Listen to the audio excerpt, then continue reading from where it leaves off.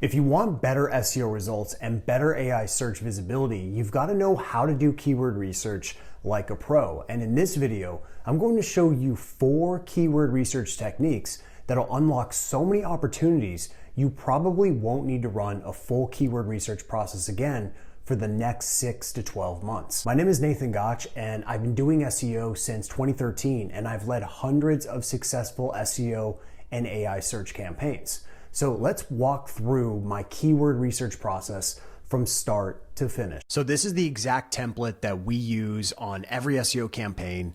And this is one we've built many years ago, and we've continually just refined and improved over time. And so it might look a little overwhelming at first, but I can assure you, once you understand how this template works, it's really something you're going to want to swipe, something you're going to want to take a lot of these elements. So let me walk you through this real quickly. So a couple key things here is this is really built for an agency situation, an agency that's working with a client, but you could use this for your own campaign. You would just be the client. Okay. So let's say Rankability was the client. All right. That was how it would work. So that is really kind of the container. Now, a couple key things here.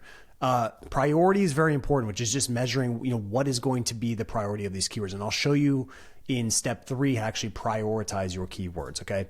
Source is important. Where did you actually find that keyword? So I'm going to be walking through many different techniques where you can find keywords here in a second. Cluster is also critical. You want to put every single keyword that you find into a bucket. You want to have it in its appropriate cluster, because what that allows you to do is see, okay, where do we have a lot of focus right now, or where do we have big gaps? Okay, you can, at a very high level, you can see that right away when you start to fill this in. Obviously, the keyword or topic that you're going to go after. SERP features is very important to put in here as well, because this will ultimately help you estimate what the organic CTR is going to be, okay? But not only that, as I'll show you here very soon, you can also look at the SERPs as a way to determine what your strategy should be as far as attacking different elements in those SERPs, okay? So then we have search volume, which goes without saying. We have KD, which is just measuring how many links a particular page has in the top 10. And that's very important because it ultimately determines what our link budget is going to have to be. Cost per click. This one always confuses a lot of people, but this is actually very important for keyword selection. So cost per click doesn't matter for SEO per se, but it matters for determining keyword value. So if you see that a lot of advertisers are, advertising for a particular keyword, that means it's likely very valuable. Okay. So that's why this is important. So when we get through the filtering process, you're going to filter keywords that do have higher CPC value, because that means more than likely they're more valuable than those that do not. Okay. Current position, this is where you currently rank for this particular keyword. Okay, so there's kind of 2 different keyword research approaches you want to have. You have the one where you're extracting your existing keywords from keywords that you're already ranking for in the top 100. And then another part of the keyword research process is just identifying completely new keywords, those that your website does not currently rank for. Okay, so those are kind of the 2 different routes that you can take. Okay, your current URL, this is simply what URL is actually ranking for this keyword in the top 100. Next thing, which is absolutely critical, is intent. Okay, so I have some rejects in here that automatically filters this through, but basically what happens as soon as you put a keyword in, it will automatically categorize it as informational or commercial intent. Now, we've kept these categories intentionally broad. There's obviously many different subsets of search intent, but just to keep it simple, we focus on that. Okay, so if you can just break it down into informational, commercial, you're going to be in pretty good shape. Okay. And then the opportunity. So this is just our own personal categorization, but basically the way we look at it is any keyword that's ranking between positions 2 and 15 is what we define as a low-hanging fruit. Okay. Then aside from that, if it's from 16 to 50, we just label that as an existing keyword. Still very important, but just goes in that existing bucket. Then any keywords beyond position 50 is what we call a clustering opportunity. Now, not every keyword in that range will qualify as a clustering opportunity, but the reason why we say that is because a lot of keywords that are underperforming, you will often find that the page that's currently ranking, let's say it's ranking number 72, that page is either not relevant enough, not good enough, or some other reason why it's not ranking. So we really want to isolate that group of keywords and say, okay, why is this page not performing very well for this particular keyword. Now, you could technically have a perfect page for that keyword, but it may be lacking internal link coverage. It may be lacking proper topic coverage around that core topic. It could be lacking backlinks. Okay, so there's other variables, other reasons why a page could be underperforming, but we do find a lot of the time that there's sometimes an intent mismatch. Okay, so that's why identifying that clustering opportunity, which is any keywords beyond position 50. Okay, those are what you would identify. Okay, so you do that, that gets automatically categorized. And then we'll keep going through here. We'll skip through some of this. And then the right side of this part is the prioritization, which we'll be getting into more, but basically the way this template works is it automatically does all of this. Okay. So it's got, all these formulas in here. And as soon as a keyword gets put in there, this has its own kind of automatic scoring mechanism so that you can get an end score here, a point total. So then like, okay, based on all these variables that we have, these are likely some of the, this group of keywords are the best ones to go after based on our current position of our website and the strength of our website. And then also just generally the quantifiable metrics that we'll use for that particular keyword. Okay. So this is critical. Okay. You cannot do keyword research without having a good template. So you have to have a template. You can take a lot of what I've showed you here and kind of build your own if you want, totally doable. Or I just have these in Search OS. Okay. So I put all my templates in Search OS, and you can see here, you just open this up and this is on version 2.1. And you can just go ahead and use these templates and keep getting access to them as we update them. All right. So now that you know that you need to have a proper keyword research template, the next step is to actually go out there and find keywords. The first technique is to just use Google search data. So if you go into Google Ads and you go to the keyword planner, you're going to see directly from the source as far as search volume. Okay. So you click on get search volume and forecasts, and we'll just do a simple example for, let's say, SEO to keep it really simple. And we'll run this through, and then we're able to see the exact search volume and even the trend data related to that particular keyword. Okay. Now, obviously you don't want to expand this much more, but just to put a seed in there. Now you can go to keyword ideas and we can expand that keyword set a lot more. Okay. So when I do SEO, add that in there. We'll do SEO services. We'll do AEO services. We'll do AI search optimization, and so on and so forth. You just keep adding these seeds related to whatever you're going after. Okay. Then we do get results, and then we're going to be able to see a decent amount of keywords. Okay. And so this is really good for just kind of like that high level analysis as far as Google Ads go, as far as Google search data goes. But it's missing a lot. Okay. So it's going to give you demand data as far as volume and trending, but it's not going to give you a whole lot after that. Okay. Now, just to add some clarifications on this competition column, this is not SEO competition. This is purely competition if you're running Google Ads. Okay. So just want to make that clarification there. Do not use that as competition for organic. That's purely for ads.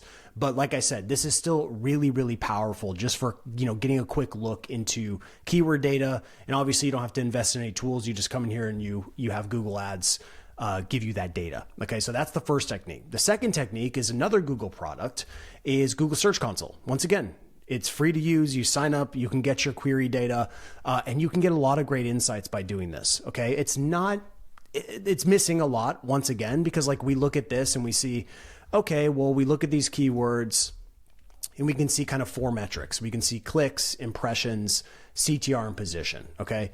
That's all great. But once again, it's missing some critical competition data. Okay. You see this data and you're like, okay, this is cool. It's got a lot of demand, but it doesn't tell the whole story of who you're up against for those keywords. And that's absolutely critical. Okay. But this is good. Once again, for a high level overview, it has tons of useful data. So very quickly you can use Google Ads and also Google Search Console to really, you could technically build a whole keyword strategy doing that. Okay. It's not going to be comprehensive, but it can get you in a good place. Let's just say that. Okay. The next technique you can use, you can actually go directly into Google itself. Okay. So we're going to go into Google and let's just search something like SEO. We'll keep it on the SEO topic. All right. So we're going to go down here. We search SEO, and there's a couple ways you can actually do this on Google. So you can actually go into here and just start doing suggested keywords. Okay. So you just keep running different queries like this, and you can start seeing the different keywords that are popping up.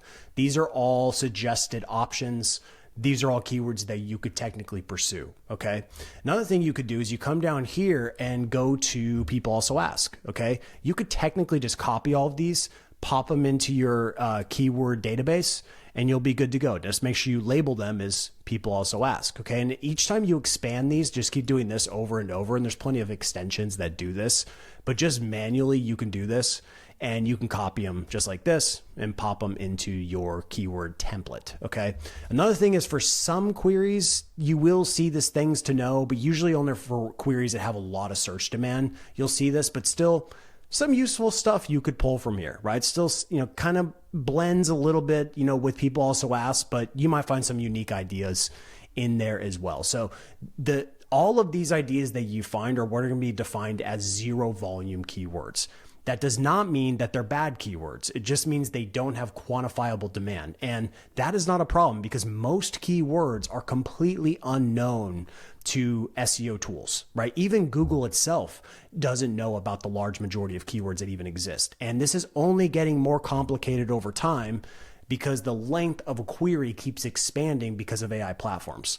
Very much more conversational queries, okay? So the length of a query is expanding, which means there's much more complexity in these queries. So then you can do the same exact thing on Replit. You just go into Replit and you can search something like SEO, and you can either start to look at some of these existing topics here and start to add these to your database, or you can actually go into the subreddit itself and start to see what are the topics that are being talked about a lot, because a lot of these topics that pop up in these subreddits don't typically have search volume, and any volume that they may get is always going to be lagging and in the future. So the advantage here is that you're going to find these ideas that people are talking about right now. You're going to jump on these topics. You're going to be able to get some early momentum on these topics, and that can give you huge advantage over your competitors. Now on YouTube, we can do the same exact thing. We go to SEO and we can do, once again, suggested searches and see, okay?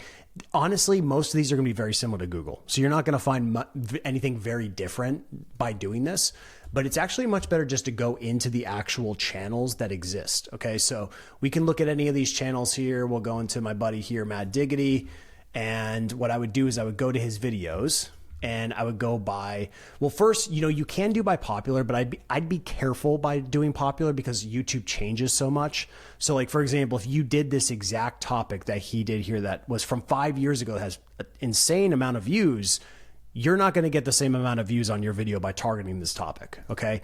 Even this one here about ChatGPT, which both he and I attacked this, this topic as soon as ChatGPT came out, you're not going to get the same amount of views, because there's the platform has been flooded by content that's all about that topic now. So you have to be a first mover on these topics. So a better thing to do is go to latest, and then look at the latest topics that have driven the most views. And then the last technique I'll show you for finding keywords is just to use a tool like Rankability. So this is what I personally use. So all of these things that I just showed you today, this streamlines all of that into one simple operation. So within 3 to 5 minutes, you'll have done everything I just showed you, and you can be completely done. That's so to me, better use of time. That's why I use it. But I'll just show you real quickly what this looks like. So this is for St. Louis SEO Consultant. So we'll go ahead and just run, things like that are very similar to what we do. St. Louis SEO Agency, let's see here, St. Louis SEO Consultant. And then we can say, we'll do St. Louis, we'll do St. Louis AI Search Optimization Services. And then we'll do St. Louis AEO services. Okay. So those are just seeds, by the way. You just enter some seeds. They don't have to be exact to what you think it is. You don't have to figure it all out, but the more specific you are, the better. Okay. So then what you can do here is you can do by all sources, which means it's going to go and look at all the different sources that we talked about here, plus more, which I'll show you in a second.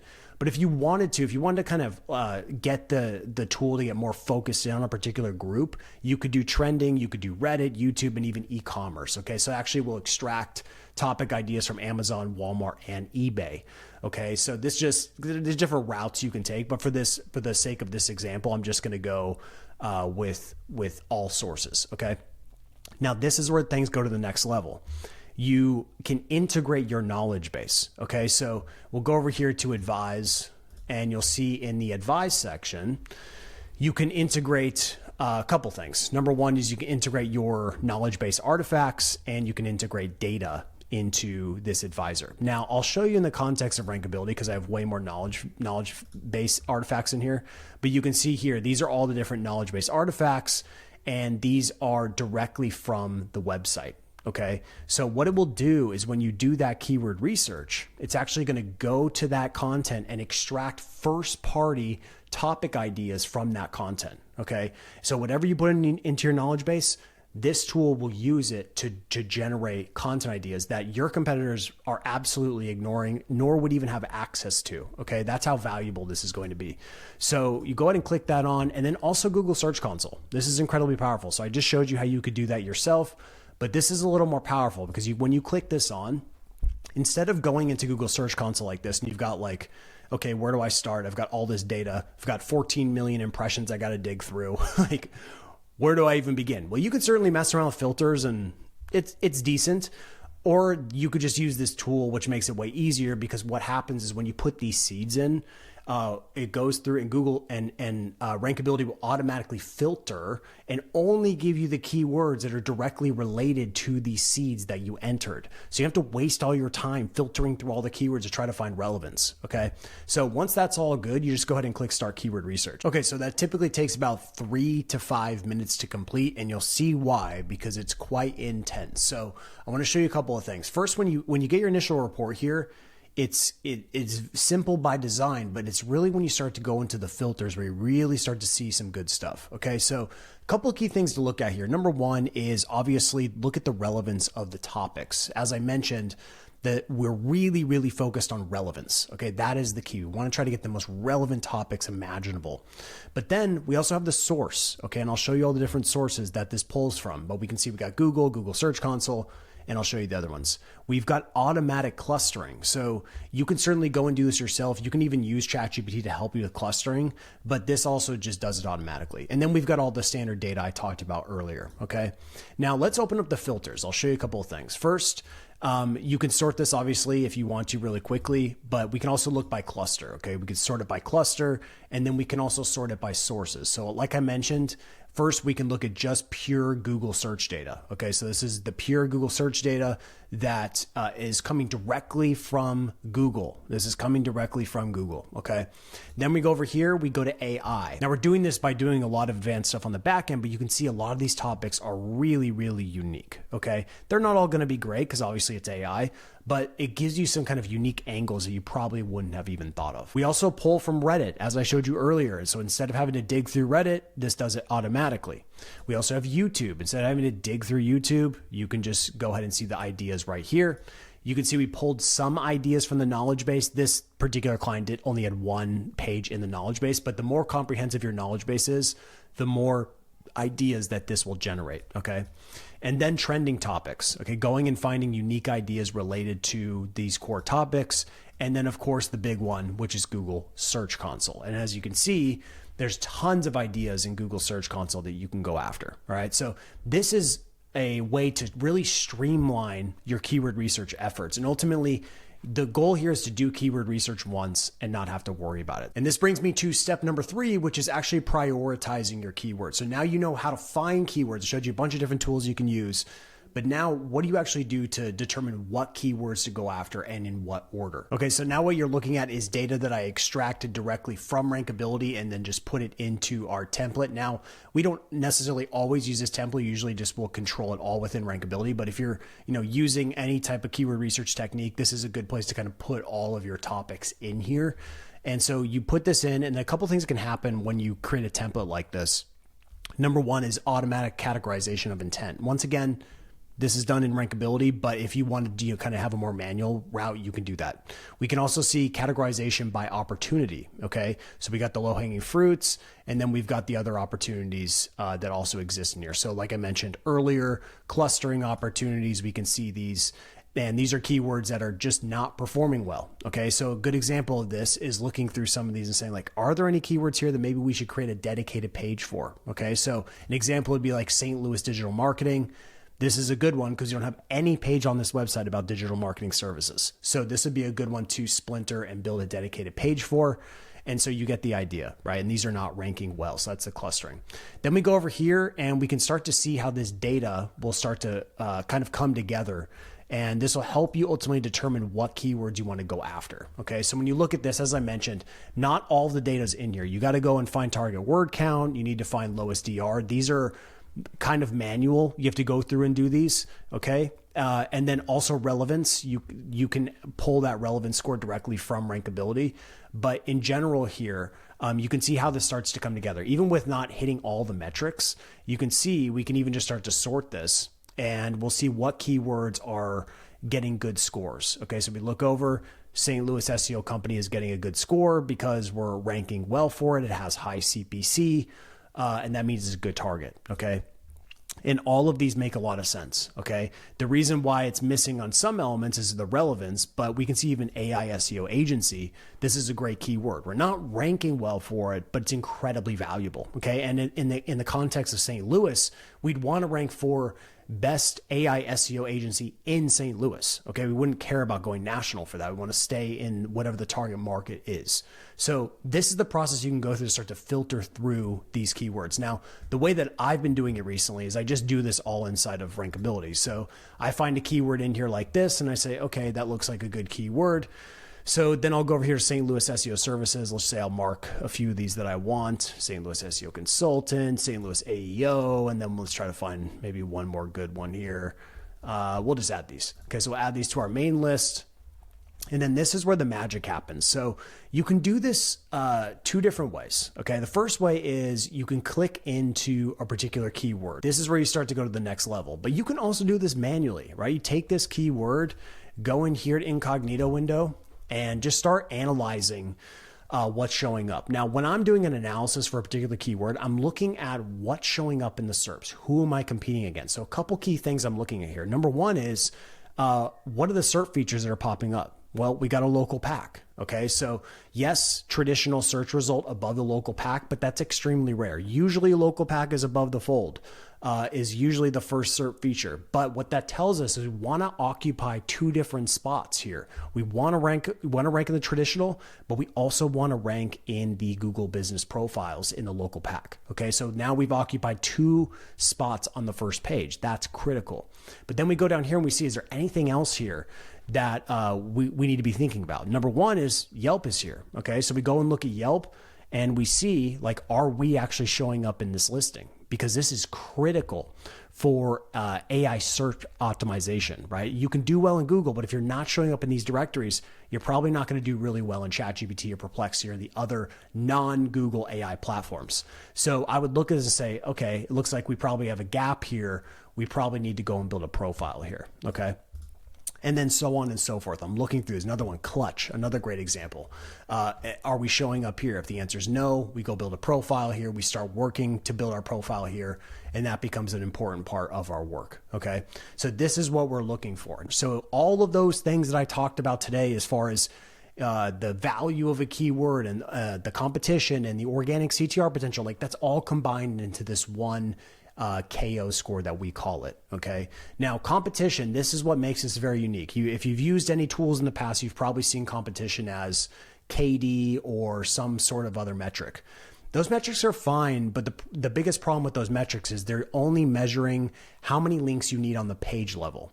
And what this is measuring is it's looking at the competitor's overall domain strength and then also looking at how many links you're going to need on the page level. You need both of those combined together to truly know how competitive a particular SERP is, okay? So you can use this to ultimately guide you in your keyword selection process, okay?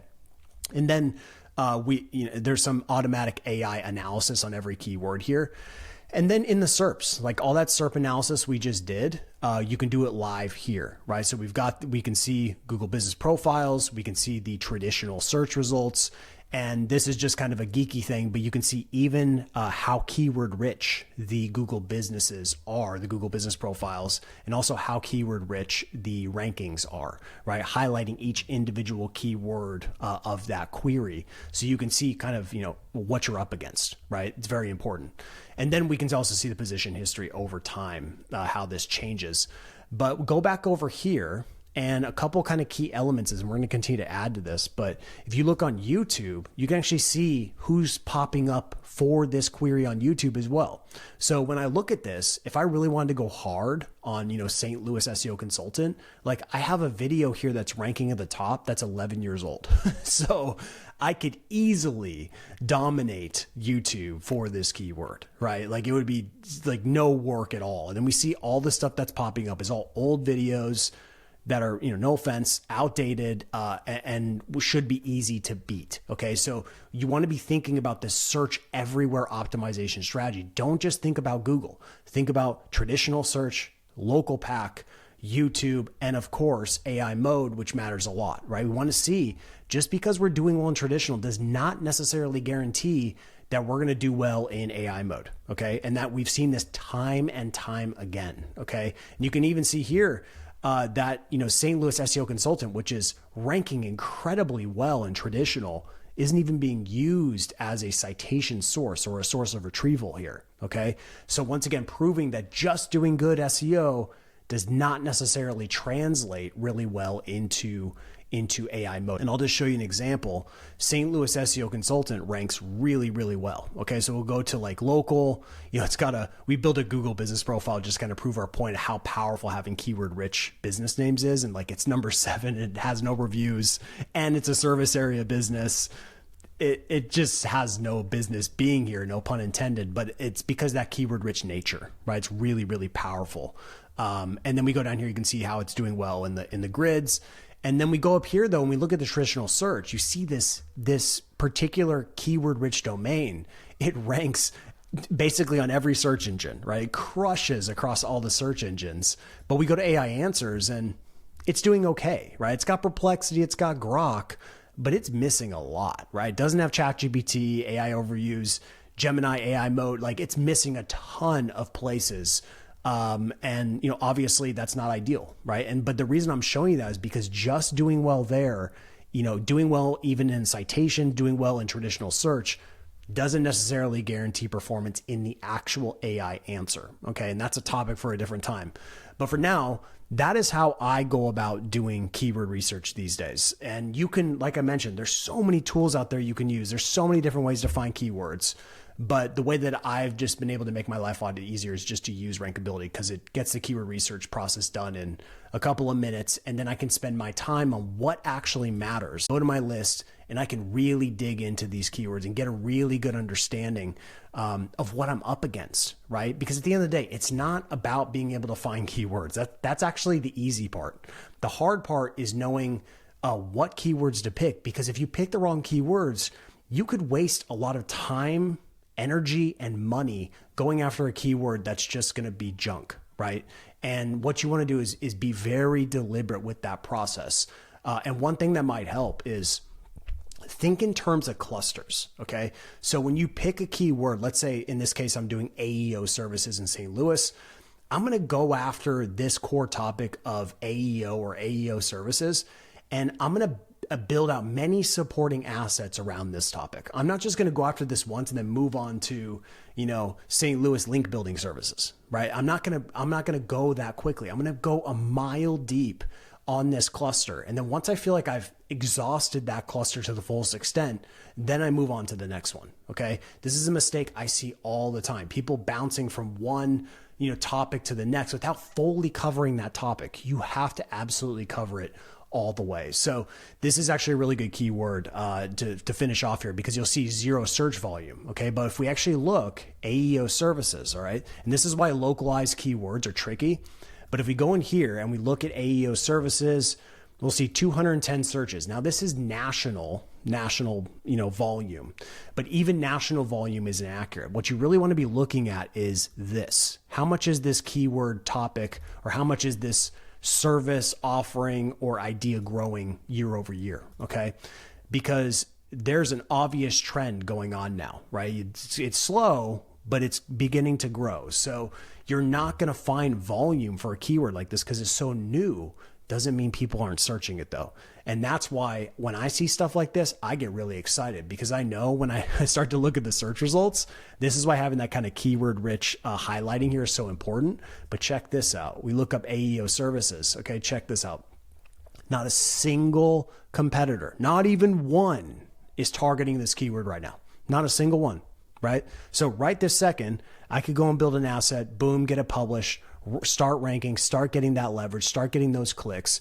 And then it becomes really, really hard for the competitors to catch up, because once you've already started to rank, you start to get all the positive signals, which we know helps you solidify rankings even better. Okay. So this is why these zero volume keywords are so powerful. And this is why, you got to jump on them fast, especially if you're an agency. You got to start going after these keywords. So hope that helps. If you like this video, as always, please like it. I got a lot of cool videos coming here very soon. So anyway, subscribe to get first access. Thank you so much for watching.